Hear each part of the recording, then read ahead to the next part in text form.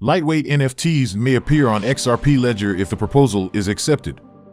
By the way, what is the possibility that Judge Torres will potentially deny the judgment summary for Ripple versus SEC following John Deaton's opinion on Twitter? Furthermore, will the recent meeting between Montenegro Prime Minister and Ripple executives help the Balkan country create an inclusive payment infrastructure?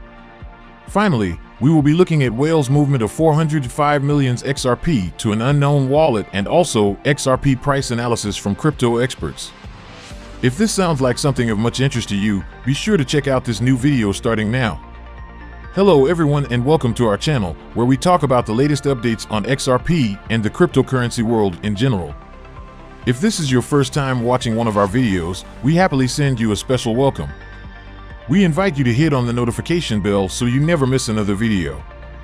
We are announcing that this channel has a giveaway of 200 XRP. To stand the chance of participating, all you have to do is simply subscribe to the channel, like this video and comment with the hashtag XRP, and the winner will be announced today. Almost 3 months after the introduction of the XLS20 standard, which brought the NFT revolution to XRP Ledger, a new proposal was put forward expressing dissatisfaction with it and suggesting improvements to non-fungible tokens. According to the XLS35D proposal, a lighter alternative has been introduced to the existing NFT format, called URI token. The main reason for dissatisfaction with XLS20 is said to be complexity, a general lack of understanding, and a lack of first-class NFT objects.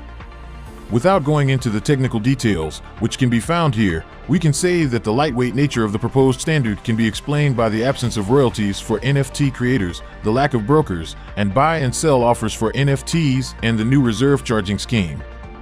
In this case, offers will be collected by a centralized marketplace. In this way, NFTs are relieved of most of their characteristics, and the XRP ledger itself is scrubbed of a lot of heavy metadata.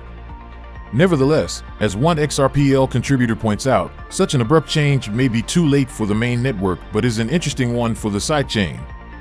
On the other hand, crypto law founder and Deaton law firm managing partner John E. Deaton posted a thread of tweets discussing the U.S. Securities and Exchange Commission's schizophrenic argument regarding what constitutes the common enterprise in the Ripple case.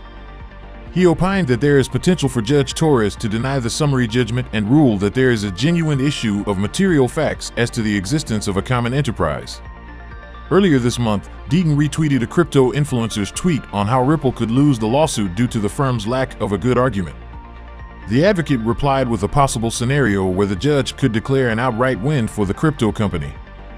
Specifically, Deaton tweeted, "People are focusing on the pre-1933 blue sky argument. That argument is for the Second Circuit and Supreme Court. I don't believe Judge Torres agrees with that argument, although the current Supreme Court could." Moreover, Deaton claims that the judge could understand Ripple's XRP sales since the US SEC didn't apply the Howey test to each and every transaction, while applying the old but for causation test in this case. According to Deaton, the SEC argues but for Ripple executives Jed McCaleb and Chris Larson creating XRP wouldn't exist. He adds that the SEC argues if a country outside of the US jurisdiction announces XRP as a currency, it will only be on account of Ripple's efforts. Deaton concludes that the judge can only declare Ripple the winner if it simply rejects the SEC's sweeping claims. Thus, he is confident that the SEC is not granted summary judgment in the manner they have requested, and no more predictions can be made until the lawyer gains access to all the Rule 56 facts and evidence. Furthermore, Montenegro's Prime Minister, Dragan Abazovic, in a short Twitter thread on January 18th, for the first time, revealed Ripple's close relations with the Balkan country, hinting at continued collaborations.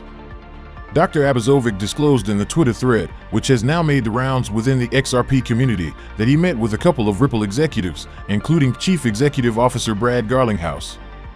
As translated by Google, both parties discussed the development of an inclusive payment infrastructure for Montenegrins. Productive meeting with Ripple CEO and VP Central Bank Cooperation James Wallace, Dr. Abazovic wrote as translated by Google. We discussed the development of a payment infrastructure that would provide greater financial accessibility and inclusion. Montenegro is open to new value and investments. Meanwhile, the Prime Minister let slip that the country had already launched a digital currency pilot test with the help of Ripple. In cooperation with Ripple and the central bank, we launched a pilot project to build the first digital currency or stablecoin for Montenegro, Dr. Abazovic wrote. It is the first mention of a collaboration between the Montenegrin government and Ripple. However, in a December 2021 report, the country's central bank hinted at developing digital payment solutions.